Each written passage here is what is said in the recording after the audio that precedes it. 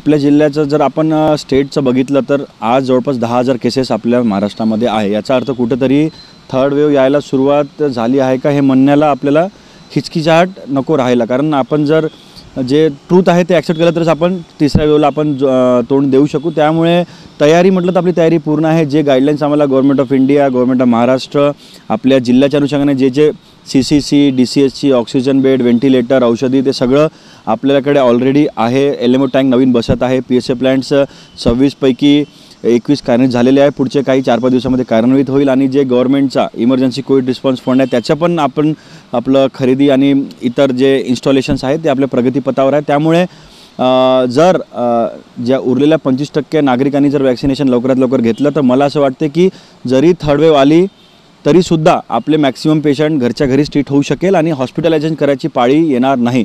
आता तेच मी वारंवार सांगत असतो की उरलेले 25% लोकांनी तात्काळ वॅक्सिनेशन घेऊन आपल्याला प्रोटेक्ट थर्ड वेव्हपासून करता येईल।